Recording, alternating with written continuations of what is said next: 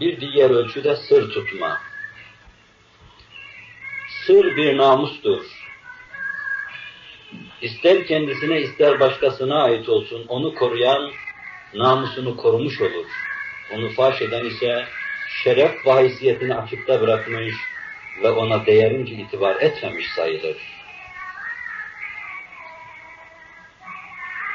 İnsanın sırrını emanet edeceği kimse, kendisine namus emanet edilecek kadar emin ve onu muhafaza hususunda, kendi namusunu koruma hususunda çizdiği kadar hassas olmalıdır.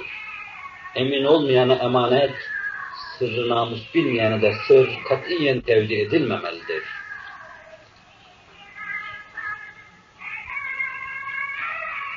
Sır tutma ve başkalarının sırrına saygılı kalma, tamamen irade ve idrakla alakalı insani bir meziyettir. İradesiz kimselerin sır tutmaları beklenemeyeceği gibi, yaptığı işlerin ve söylediği sözlerin akıbetini idrak edemeyecek kadar saf derin kimselerin de ketum olmaları katiyen düşünülemez.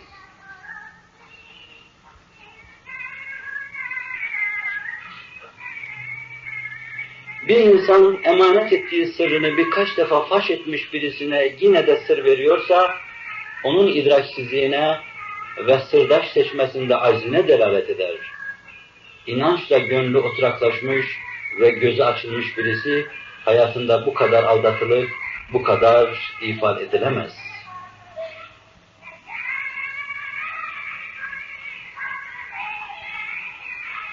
İnsan, beyan ve tavsiye lüzum görülen yerlerde kendisine düşeni anlatmalı, boş yere kalbinin kapağını açarak sırlarını faş etmeden katiyen sakınmalıdır.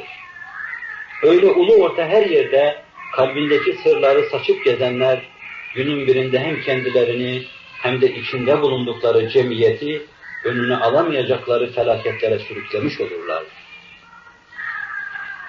İnsan kendisine ait gizli şeyleri şurada burada faş etmekten fevkalade sakınmalıdır.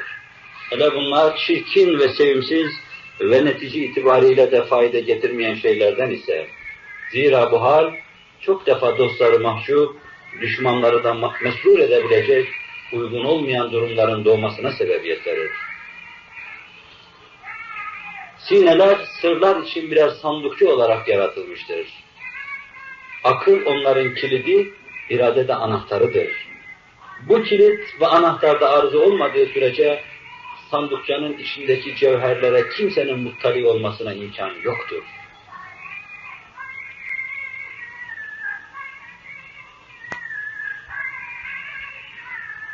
Başkalarının sırlarını sana taşıyan birisi, senin sırlarını da başkalarına taşıyabileceği ihtimaline binaen, öyle densizlerin en ehemmiyetsiz hususiyetlerimize dahi vakıf olmalarına fırsat verilmemelidir.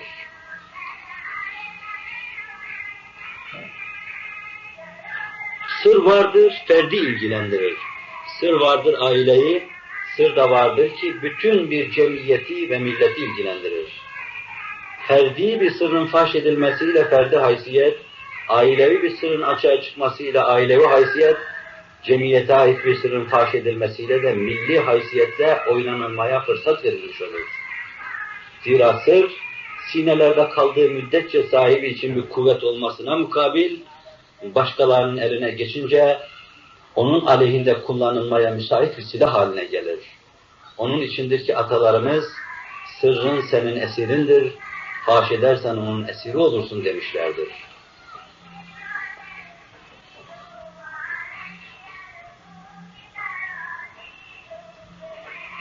Bir prensip olarak sırrın benimsenmesi gerekli olan nice kıymetli işler vardır ki, onu temsil edenlerin sır tutmayışından o işte bir adım ileriye gidilememiş, hatta bazen müteşebbisler için ciddi rizikolara sebebiyet verilmiştir. Hele bu iş, milletin hayat ve bekası ile alakalı nazik mevzulardan ise, bir devlet sırlarını düşmanlara kaptırmış, bir ordu hareket stratejisini hasım güçlere belli etmiş, bir iş ve aksiyon adamı rakipleri tarafından keşfedilmiş ise, o devletin derlenip toparlanmasına, o ordunun zafer elde etmesine ve o aksiyon adamının muvaffak olmasına imkan yoktu.